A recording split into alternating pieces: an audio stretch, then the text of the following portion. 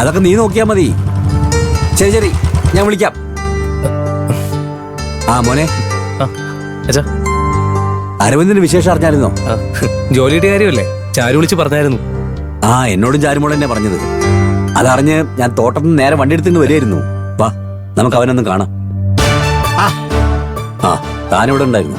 ഞാനും അരവിന്ദ് ഒരുമിച്ചല്ലേ വന്നേ. അകത്തോട്ടില്ലേ ആകാശ, ചെല്ലടാ. ചാരുമാറ്, ഞാൻ തുടച്ചു തരാം. അയ്യോ വേണ്ട ആന്റി, ഞാൻ ചെയ്തോളാം. അല്ല, ഇതെന്ത് പറ്റി മോളെ? ആ, ഇത് പറയാതിരിക്കുന്ന നല്ലത്. പാളിപ്പോയി ഒരു സർപ്രൈസ് വിളിക്കാ ഇതിനെ. എല്ലാവരും ചേർന്നേ അരവിന്ദേട്ടനൊരു ജോലി കിട്ടിയതിന്റെ പേരില് ശ്രേയ ചേച്ചിക്ക് ഒരു സർപ്രൈസ് കൊടുക്കാൻ നോക്കിയതാ.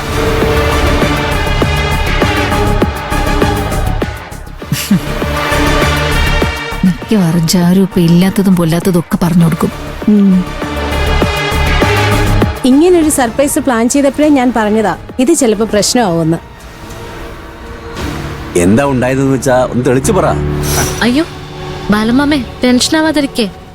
ഇവിടെ ഒന്നും ഉണ്ടായിട്ടില്ല.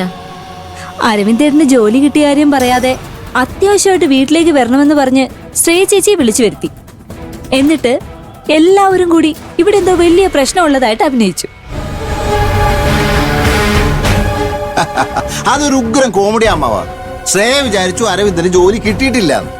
ആ ദുഃഖത്തിൽ അവരെന്തോ ചെയ്തു എന്ന് ശ്രേയ പേടിച്ച് നിന്നപ്പോഴുണ്ട് ചാരു പായസം കൊണ്ടുവരുന്നു.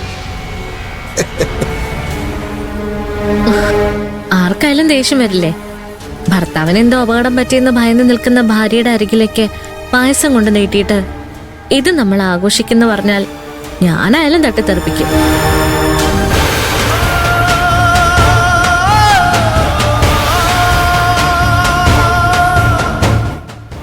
അല്ല, ബാലമാമൻ അരവിന്ദേട്ടനെ കണ്ടില്ലല്ലോ. ശ്രേയം അരവിന്ദേട്ടനോട് മുറിയിൽ പോയിരിക്ക. വിളിച്ച് ചൂടോടൊരു അഭിനന്ദനം അറിയിച്ചേക്ക്. വിളിക്കാകാശേട്ടാ, ഞാനിതൊന്ന് വാരി വൃത്തിയാക്കട്ടെ.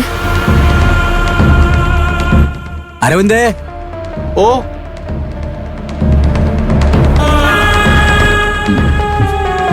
അരവിന്ദേ. അച്ഛൻ വിളിക്കുന്നുണ്ട്. എന്താ പോണോ? ഏയ്, അങ്ങനൊന്നുമില്ല. പോണം. അരവിന്ദനെ ജോലി കിട്ടിയത് അറിഞ്ഞിട്ടായിരിക്കും മാഷ് വന്നേക്കുന്നേ.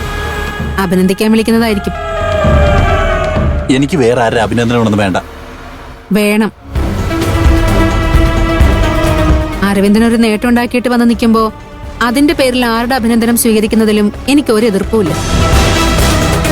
പക്ഷേ ആരൊക്കെ എന്തൊക്കെയാണെന്നുള്ള ചിന്ത എപ്പോഴും മനസ്സിലുണ്ടാവണമെന്ന് മാത്രം. എല്ലാം അറിയാവുന്ന ആളാണ് അരവിന്ദ്. പിന്നെ ഉൾനാടകങ്ങളൊക്കെ മനസ്സിലാക്കാനുള്ള ബുദ്ധിയുണ്ട്.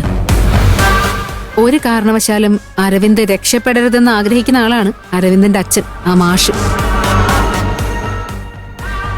അതുള്ളി വെച്ച് വേണം തിരിച്ചു പെരുമാറാനെന്ന് മാത്രം. എല്ലാം എനിക്കറിയാം ശ്രേയ. ആകാശം ചാരും ചേർന്ന് എന്നെ നശിപ്പിക്കാൻ നടത്തുന്ന ശ്രമങ്ങളും എനിക്ക് മനസ്സിലായി.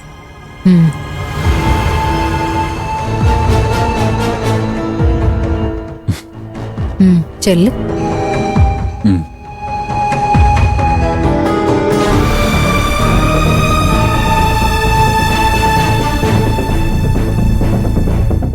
അരവിന്ദ് ജോലി കിട്ടിയെന്ന് പറയുന്നതില് എനിക്കങ്ങോട്ട് വിശ്വാസം വരുന്നില്ല.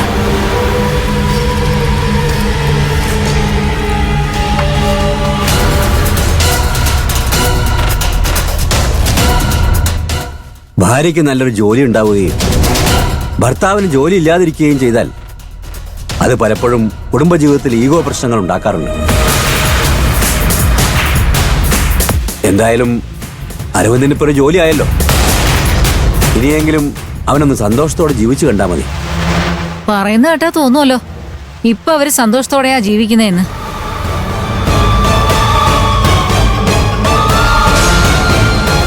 ഇവിടെ ചിലർക്ക് അരവിന്ദിന്റെ ശ്രേയയുടെ ജീവിതത്തില് പ്രശ്നങ്ങളുണ്ടെന്ന് പാടി നടക്കാനാ ഇഷ്ടം. അവര് ചില അവസരങ്ങളിൽ മുഖസ്തുതി പറയുമെങ്കിലും തരം കിട്ടുമ്പോ ആ ജീവിതം തകർക്കാൻ തന്നെയാ ശ്രമം. അല്ലേ രമേശ? ആ പിന്നെ ആ, നമ്മൾ എത്രയോ ഉദാഹരണങ്ങൾ കണ്ടിരിക്കുന്നു. ആ, വിശേഷങ്ങളൊക്കെ ചാരുമോളെ വിളിച്ചു പറഞ്ഞ് ഞങ്ങൾ അറിഞ്ഞു. എന്ത് വിശേഷം?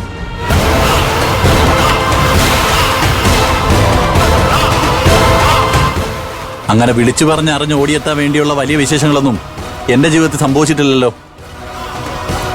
നീ പറഞ്ഞതൊക്കെ നേര് തന്നെയാ. ഞാൻ ഓടിയെത്തുകയായിരുന്നു നിന്റെ ഈ നേട്ടത്തിലൊന്ന് അഭിനന്ദിക്കാൻ. കൺഗ്രാറ്റ്സ് മോനെ, എന്റെ ആശംസകൾ.